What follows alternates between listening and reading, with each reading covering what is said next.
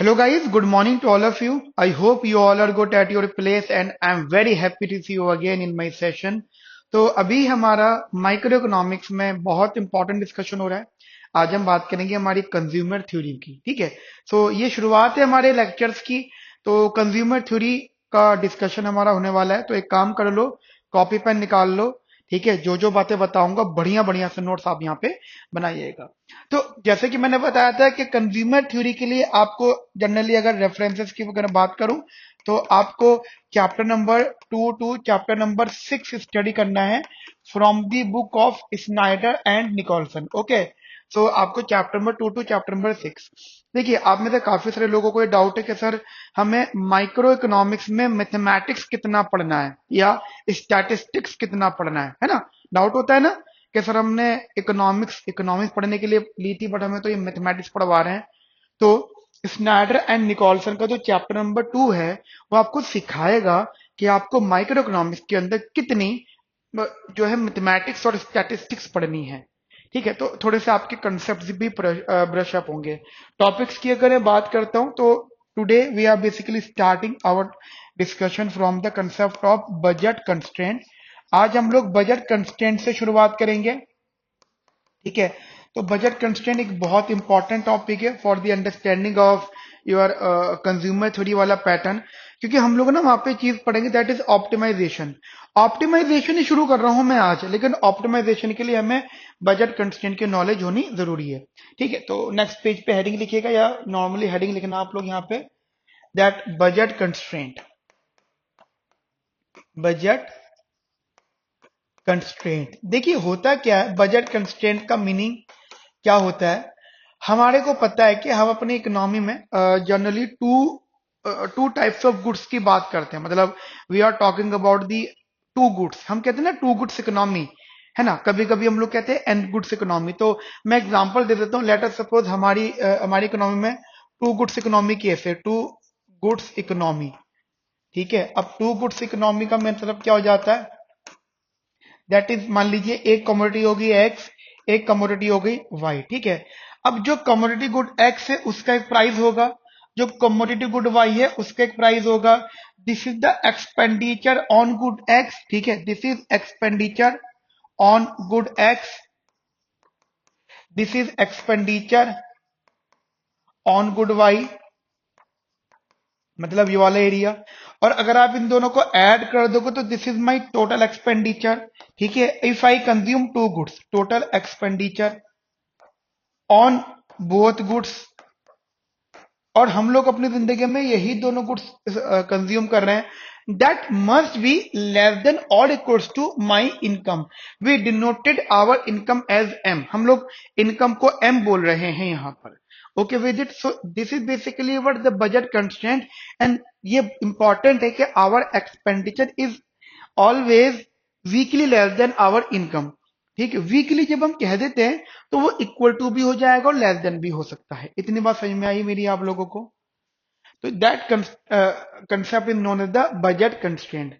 अभी क्योंकि मैंने बात करी है टू गुड्स इकोनॉमी की, अब आपको दिमाग में रखना है कि सर टू गुड्स इकोनॉमी का मतलब क्या होता है। देखिए, जब आप कहते हो ना टू गुड्स इकोनॉमी, तो टू गुड्स का मतलब दो ही गुड्स नहीं होते। एक तो कमोडिटी हो गई एक्स जिसकी मैं बात करूं, this is the main commodity. ये जो कमोडिटी होती है that is our main commodity. अब मेन कमोडिटी का मतलब क्या हो जाता है, यहाँ पे आपके डिसीजंस डिसीजंस होते हैं। अब आगे चल के सीखोगे। अच्छा एक चीज बताओ, कभी आपने नोटिस करा, अगर आपने थोड़ा सा इकोनॉमिक्स को डिटेल पढ़ाओ, देखो अंडर ग्रेड में तो थी, अब तुम भूल गए बात अलग है। कभी आपने नोटिस करा कि जब भी हम किसी भी इंडिफरेंस कर्व की कॉन्वेक्सिटी बताते थे तो हम लोग क्यों एमआरएस को एक्स की रिस्पेक्ट में डिफरेंशिएट करते थे। शायद आपको ये बात याद होगी, है ना।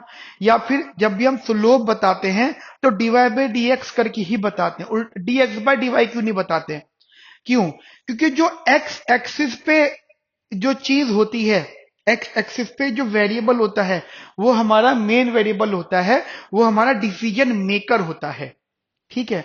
अब ये जो वाई होता है दिस वन, इसको आप कंपोजिट बोलते हो। क्या नाम देते हो आप इसे बेटा, composite commodity. You gave the name composite commodity. क्यों कंपोजिट कमोडिटी क्यों बोलते हो? क्योंकि ये कंबाइंड है। आप ऐसा समझ लो जैसे जैसे जैसे कोई पर्सन पीजी में रह रहा है ना।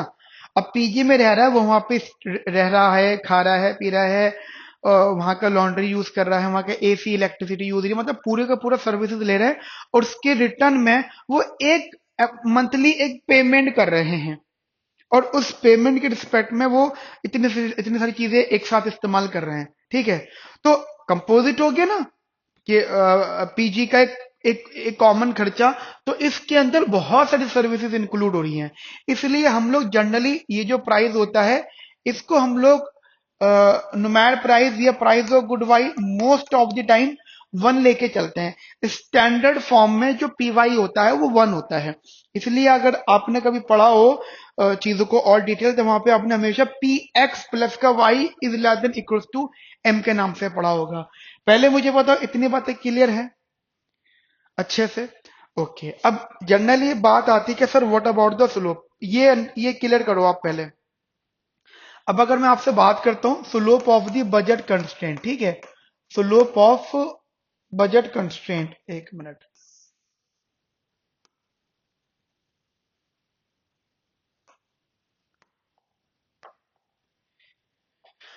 Of budget constraint. आज एक फॉर्मूला बता रहा हूं मैं आपको, ठीक है, आज एक फॉर्मूला बता रहा हूं। जैसे लाइफ में हमेशा ध्यान रखना इकोनॉमिक्स की लाइफ में, कि कभी भी अगर आपको स्ट्रेट लाइन का स्लोप निकालना होगा तो उसका एक स्टैंडर्ड फॉर्मूला होता है। पहले मैं आपको slope of any straight line बता देता हूं। Slope of any straight line, ठीक है, slope of straight line, that is coefficient of X axis variable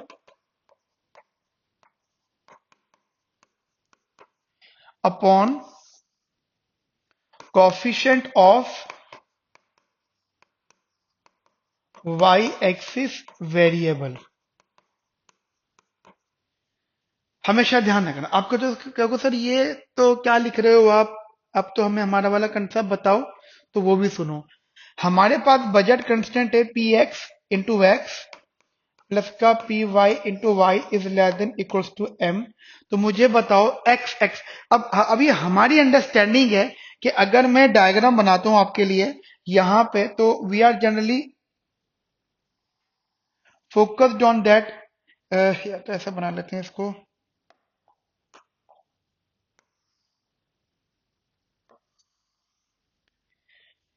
ठीक है,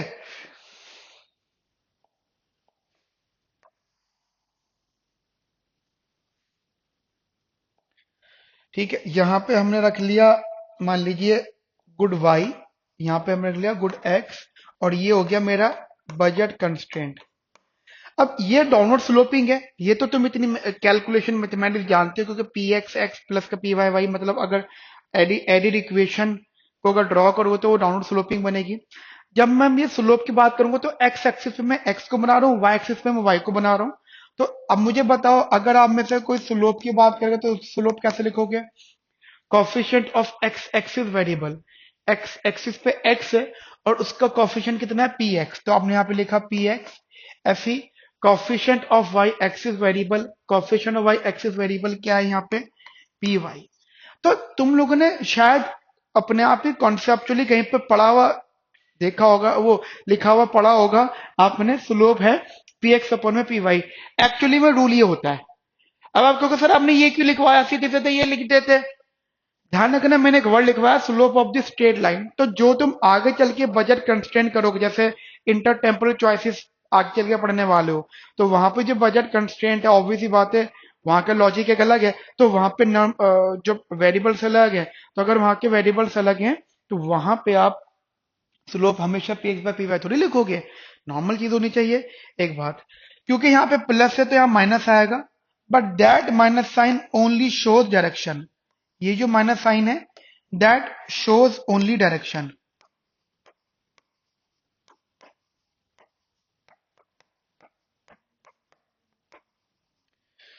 ठीक है, that is the inverse relationship. मेरी बात आपको समझ में आई अच्छे से, बढ़िया से, बिंदास से? तो पहले इतना मेरे साथ में नोट कर लीजिए, वीडियो पॉज करके चीजों को नोट कर लीजिए, मैं हट जाता हूँ। ठीक है, अच्छा। अब जैसे कि तुम्हें पता है कि तुमने बजट कंस्ट्रेंट बना दिया, उसका डायग्राम बना दिया, तो अगर मैं बात करता हूं, let us suppose that that अगर हमारे पास में एन कमोडिटीज है, let us suppose we have the N commodities in case, तो एन कमोडिटीज का मतलब हो गया, जैसे कि मैंने एक्स नाम दिया, that is X1, X2, X3, Xn। ठीक है, और उनके जो प्राइस है that is P1, P2, P3, Pn। Okay with it? तो अगर आप जनरली बात करते हो कि P1 X1, P2 X2, P3 X3, Pn Xn is less than और इक्वल्स टू m, ऐसा ही कुछ। एंड जनरली आप अगर देखो तो इसका समेशन कर सकते हो Pi Xi where I is 1 to n which is less than or equals to m.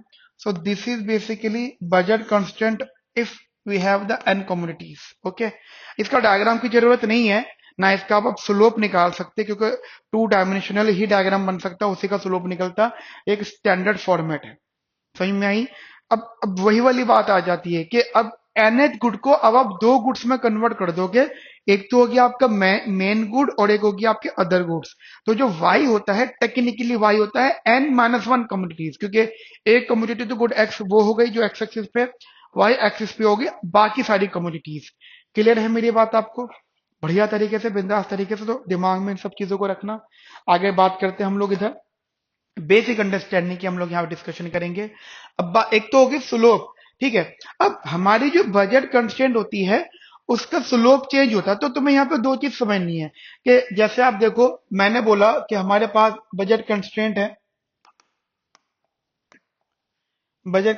है that we have the budget constraint,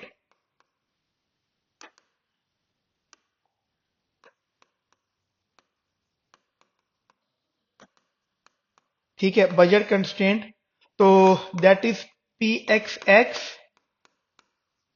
P Y Y is less than और इक्वल्स टू एम। मान लीजिए ये P X X plus का P Y Y is less than और equal to M. ठीक है बेटा, और आपने इसका यहाँ पे मेरे साथ स्लोप भी बना लिया, मतलब ये एक्स हो गया, या वाई हो गया, ठीक है, ये बजट लाइन हो गई, और इसका जो स्लोप बना that is P x upon में पी वाई, सब कुछ ऐसा बन गया।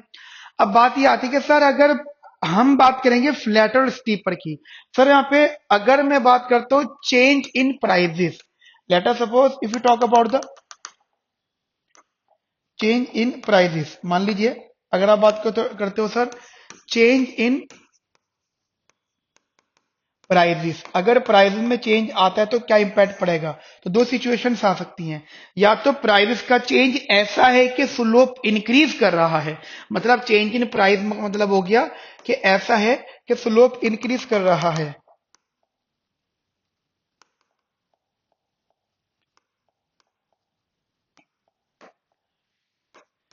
ठीक है। जैसे स्लोप है, स्लोप की वैल्यू दे रखी है यहाँ पे पी एक्स अपॉन में पी वाई, तो या तो price increase, P x increase कर रहा है या पी वाई कम हो रहा है, दोनों ही सिचुएशन पे हमारा स्लोप इंक्रीज कर रहा है। हमेशा ध्यान रखना, अगर प्राइस का चेंज इस डायरेक्शन में है कि आपका एंटायर स्लोप इंक्रीज कर रहा है, I repeat my self again, अगर प्राइसेस का चेंज इस डायरेक्शन में है कि स्लोप इंक्रीज कर रहा है, तो उस केस में आप कहोगे कि जो बजट लाइन है वो स्टीपर होगी।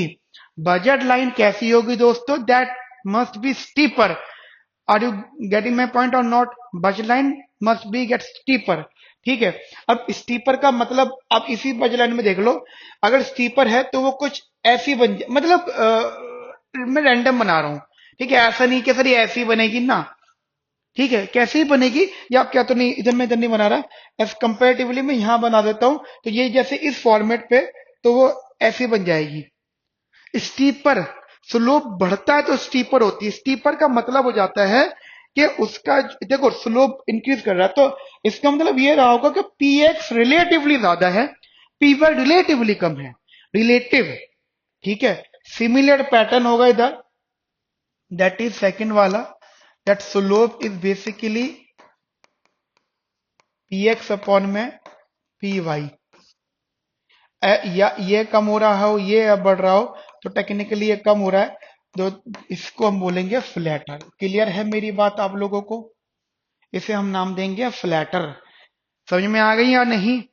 अच्छे से बढ़िया से बिंदास से। तो ये आप इस चीज को थोड़ा सा दिमाग में रखना, डायग्राम अगर बनाते हो तो ये बजलन कुछ इस तरीके से बनेगी।